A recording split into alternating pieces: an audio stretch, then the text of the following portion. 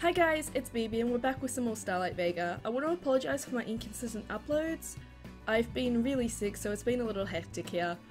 But I should be back with regular uploads now. But enough about that, and let's return where we left off. We were sharing a bed with Lyria, so let's see where that gets us. Slowly, I come out of sleep. My body feels heavy with warmth and exhaustion. Lyria has already untangled from me, likely escaping the stream of light that's hidden directly wherever her head was on the pillow. Ugh. Wow, I haven't slept that well since I moved here. Every night Before I can finish speaking to myself, I realise something important. Hey, no weird dreams. I really could get used to this. A yawn cracks open Lyria's mouth as she stretches luxuriously, then relaxes into a worn-out droop. Lyria has her high heels off, so her height is closer to mine, but she's still a bit tall. She seems groggy and out of it. It's kinda cute. I always feel funny after having a human sleep, like a fog covering my brain. Human sleep? You mean you don't sleep at night? No, I mostly like to watch you sleep. Creepy! Just when I was thinking you were cute. Oh no, did I say that out loud? You think I'm cute? Of course not, it's just... Baka! With those heels off, you're not as tall. It's a bit less intimidating. She slinks over and stands parallel to me. Her hand makes a line for the top of my head to the small amount of space above mine. Oh, I suppose I'm still taller. I didn't realise my heels intimidated you. I guess I don't really mind. Maybe only in the beginning it did. I'll have to keep that in mind. Looking at Lyria now, I begin to wonder where my unease has gone. I guess she was a little scary when I first met her. She's still strange, obviously, but I don't feel nearly as worried about her. In fact, I feel more worried when she's not around. Every day brings something new and strange. If something happens, I know I can rely on her to blow it up at least. Mid-thought, I become aware of two eyes focused on me. Lyria hasn't moved since measuring the height measuring contest, and her face is only a few inches away. Being this close, her tea-coloured eyes and lips catch my sight. Ever since the rehearsal, I can't get these kinds of thoughts out of my mind. What would they feel like against mine? I've never kissed anybody before. What would Lyria do if we kissed? If it was with her, maybe... Again. What am I doing? I pivot away in a flurry. Wait, I wasn't finished burning the sight of your lustful gaze into my brain. Who has a lustful gaze? You're still half asleep. Anyway, I'm gonna be late for school. And with that, I shove Lyria out of the room so I can get dressed. Aria is so tsundere. Lyria is leaning against the wall by the main door when I come out, waiting for me. That was fast. I've slept in so much I'm used to getting ready for school in a rush. Despite my proclamation, I'm still intrigued by Lyria's words. Lyria doesn't seem to do much to prepare. Does she even know how long I usually take? No, forget it, I don't want to know. Well, she does watch you while you sleep. That glamour probably makes you look perfect all the time. Must be nice. Perfect, huh? You are aware I don't use it on you, right? Not bothering to respond to her setup, I head towards the kitchen. Downstairs, Mum is already halfway through breakfast. I pour myself and Lyria a bowl of cereal each while Lyria moves to sit at the table. Good morning, sleepyheads. We were up all night fucking, sorry, Mum. Good morning. Oh my, that's an enthusiastic response. Yeah, she got it. Mum drops her spoon into the empty bowl and carries it to the sink. You girls go ahead and get ready. I should be done soon. I grab my backpack and meet my mum by the car.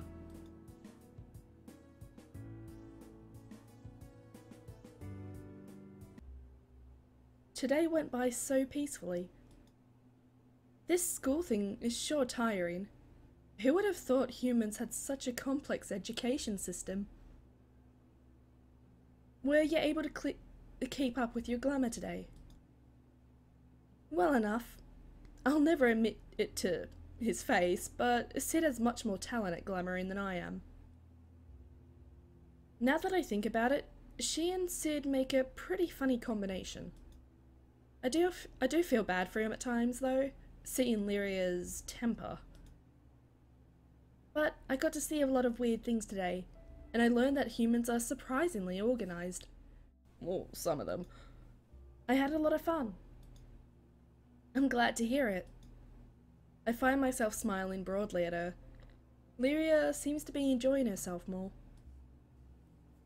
Or maybe it's me who's enjoying myself. Lately, when I'm around LYRIA, I find I'm smiling to myself even while I don't mean to. You know, Aria, You're so kind to me. I've always known this, but today...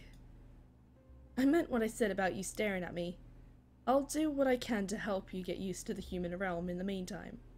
Staying with me. Whoops. Well, not that she needs a whole lot of help after seeing her at school. If every day was like this, maybe LYRIA could live here with me. Well, I'm assuming she wants to. She seems pretty eager to get back to Vega. What am I going to do when she finds her way back? Obviously, she won't want to stay here with her kingdom in trouble. And with me attached to her, I'll have to choose. Well, now we can't wait for Mum to pick us up. We can wait, ugh. Aria! Melody? Sid, what's wrong? It's great news. We believe we have the spell. To get the stone out? Yes! Wow, I didn't expect it so soon. LYRIA stiffly crosses her arms against her chest. I am surprised her eyes haven't made a scorching hole where Melody is standing. It's true. We spent all afternoon working it out. Master, we can separate you. You can get your magic back. Well, that's great, right, LYRIA? Well, fine. I have better things to do than to be stuck to some human anyway. Why are you saying things like that? It's not as if I won't want you around after we're separated. You're more than welcome to stay at my home until you find a way back to Vega. You know? We'll help you and Sid. But as things are, we can't be stuck together like this forever. I'll need some time to prepare the spell. Let's meet at your house tonight. Right. Not wasting any time, Melody takes out the book and begins to chant. She does it so fluidly. I wonder how many times she's practiced it by now. Whoa, I hate that spell. LYRIA?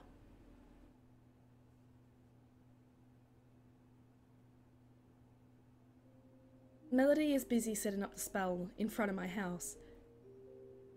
She's surrounded by an assortment of coloured powders. She frequently looks at a piece of paper in her hands, which I'm guessing is for reference. LYRIA hasn't said a word to me since the news. Why do I feel so bad about this? Surely it would be easier for both of us if we weren't attached by a lifestone. And it's not like she's going to leave right away, is she?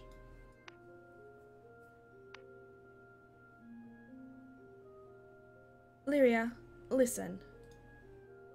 She's standing in front of the window with a stormy and guarded expression on her face. She doesn't look my way. Looks like Melody is almost done with her preparations.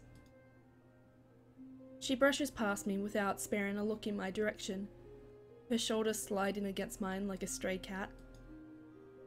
Lyria? Well, I can't worry about this right now. Melody has set up 2 circles in the grass with rocks and powder. So, will this really remove the lifestone? Yes, I'll need both you and Lyria to sit in separate circles. We sit in the circles adjacent to one another. Lyria won't meet my eyes. I'll need to concentrate, so no sudden movements. We're all sitting in a circle. Melody cross-legged with the book in her lap. Lyria's trying to look bored, but her tail keeps flicking in an agitated manner. I can't stop fidgeting as I try to keep breathing calm. Sid flutters over Melody's head, though I'm not sure if he's supposed to be the moral support or what. Is everyone ready? Lyria crosses her arms, nods, and glowers at the ground. Sighing, I turn my back to Melody. I really will need to assure Lyria she can stay with me after all this is over. Aria? Yeah, I'm ready. Alright. Her voice shakes a little bit. Somehow the fact that she's nervous after all this reassuring.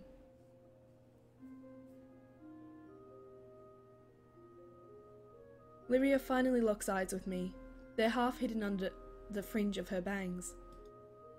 I feel my face flush, in what's now a pretty familiar way, and I look back down. I can't hold her intense gaze. Melody cracks the book open to a page marked with a regular non-magical bookmark. Then, after a quick glance at both myself and Lyria, she begins to read. From the first words, I feel a strange sensation. It's kind of like a tugging inside me, but it's in my head and not in my chest like I would have expected. It's not a painful like headache. It's not painful like a headache, but more like a change in altitude. It's pretty reminiscent of the first time I teleported inside the book. Next to me, Lyria also looks like she's feeling the effects. Her usual casual way of carrying herself has been replaced with sharp rigidity. She reminds me of a lion, not sure whether to run or pounce. It's a good sign that we're both feeling the effects of the spell. As Melody keeps reading, the words she's saying start to sound harsher and more guttural. They sound out of place in her quiet girly voice. My ears start to ring, and my vision swims. Beads of sweat form on Melody's forehead, and she brushes her hair back. It's soaked. Melody reads a line, and then she gasps. At the same time, Lyria suddenly shoots forward, as if she means to grab her. I feel like I'm being ripped out of my body.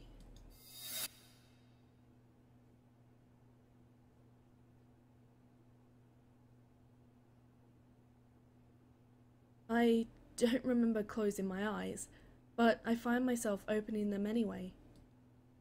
Wait, where the hell am I?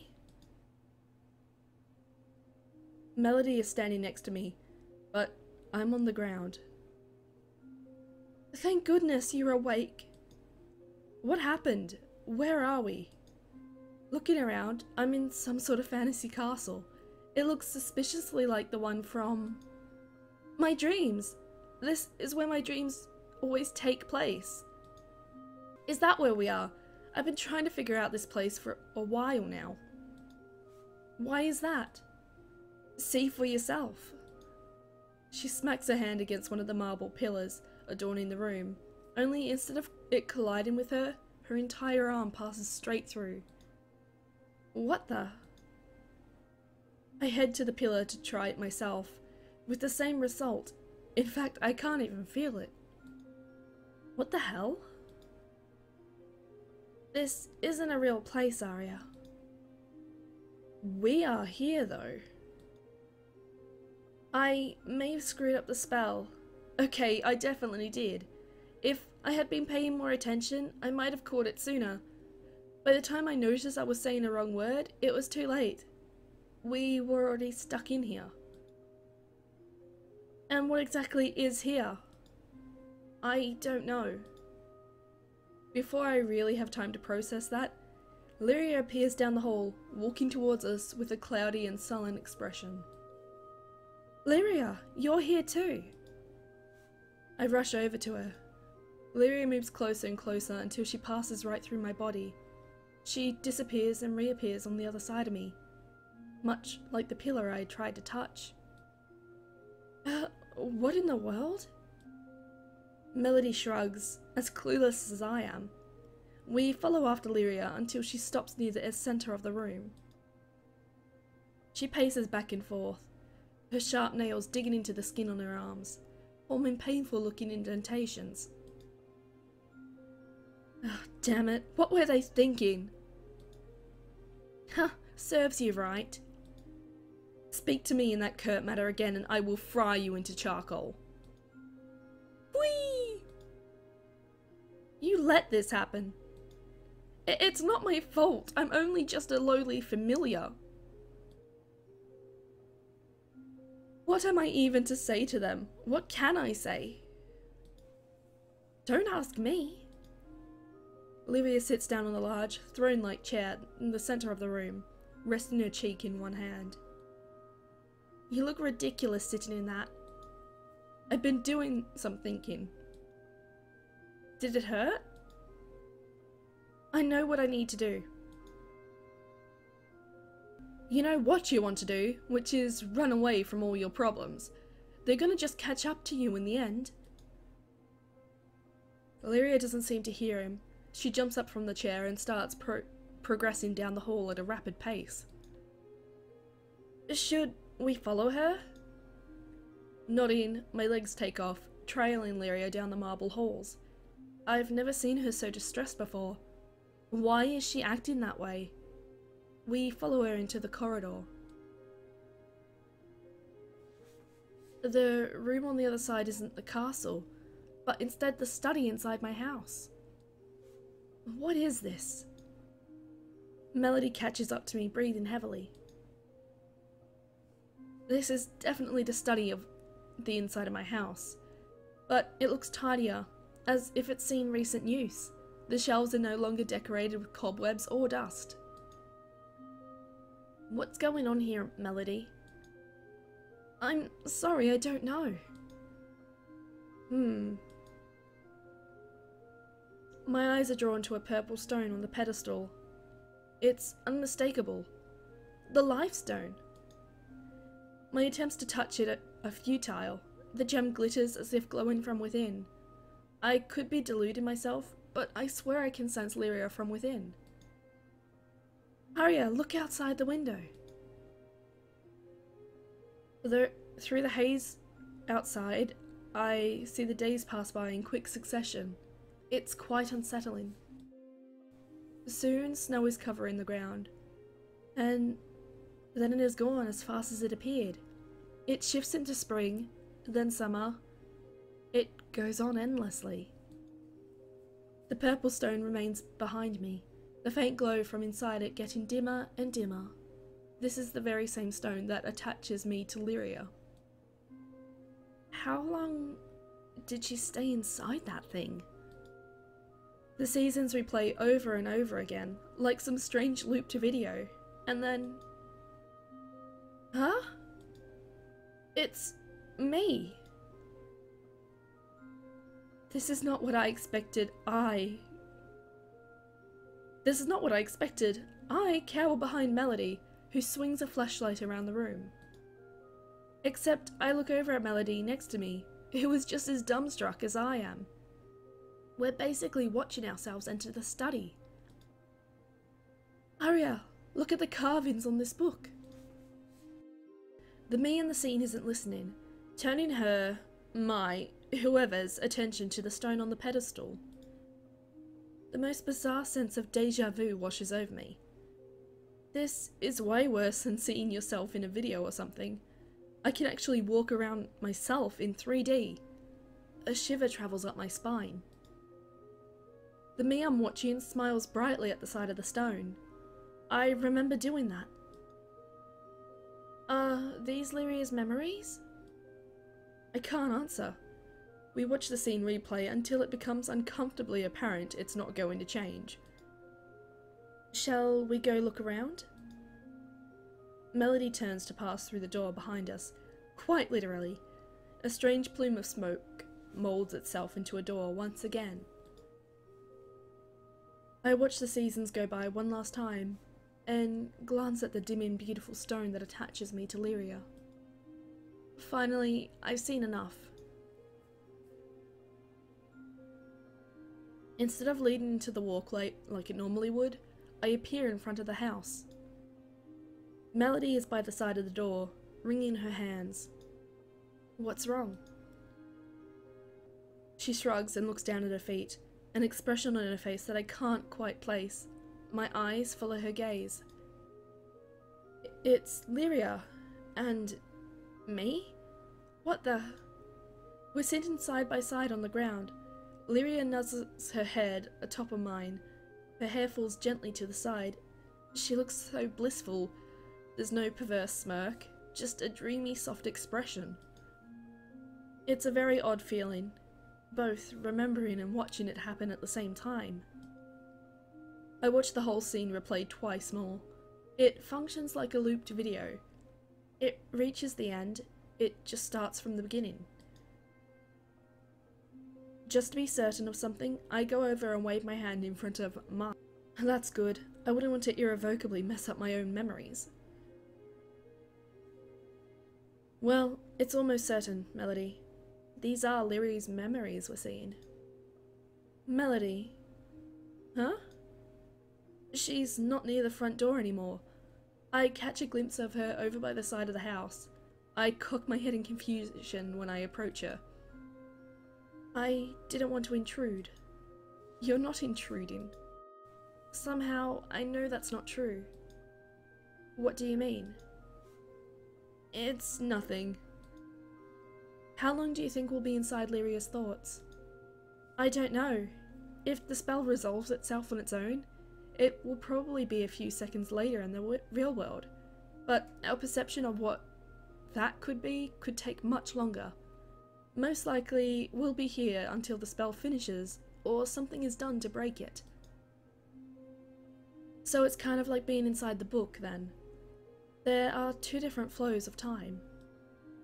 Will Lyria be okay? I believe so. Hopefully. I got carried away and tampered with something I shouldn't have. I tried to assure her that she was only trying to help, but she's not having it, blaming herself over and over again. I'll reassure her later, I guess. So, do we have to just watch this one memory until Lyria's head decides to let us out? I don't know. We can look around. She strides off and passes through one of the walls of the house. I follow after her.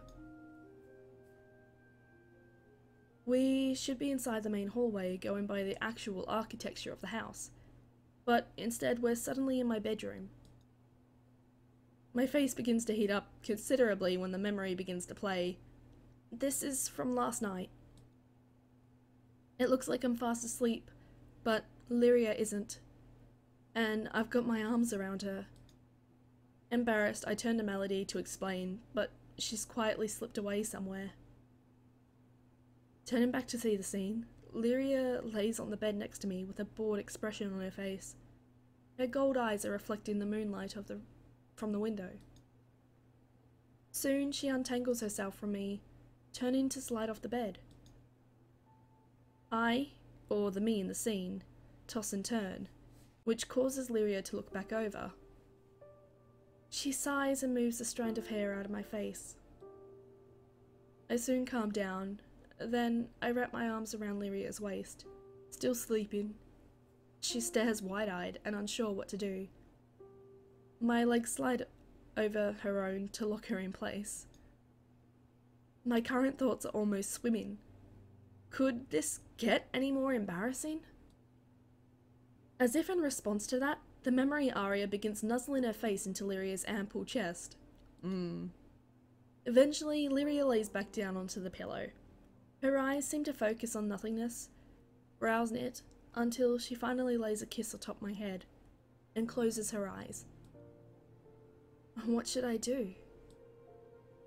The memory begins to replay. Eventually, I go back to the main hallway where Melody is standing. So many of her memories are you. All important ones.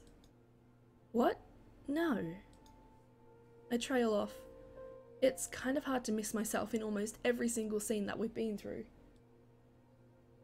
I'm going to wait in the living room. Melody heads down the stairs. I've never seen her so gloomy before. She must be feeling bad about the spell. Oh my god, you are so fucking thick, Aria. I don't know what else to say. Perhaps I should give her some space? Well, that's all the time I have for now. Wait, what time is it? Oh, okay. That is all the time I have for now. Will we escape from LYRIA'S memories? Well, obviously we will. But I hope you enjoyed the set. I'll see you guys later. Bye-bye!